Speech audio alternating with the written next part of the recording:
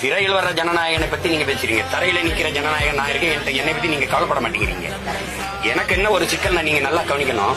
இந்த படத்துக்கு இந்த பொழுதுபோக்கு இவ்வளவு முன்னுரிமை கொடுக்குறீங்க. பல்கலை ஆசிரியர் வீரதியில போராடுறான், அதை பத்தி எவனும் பேச மாட்டேங்கிறீங்களே.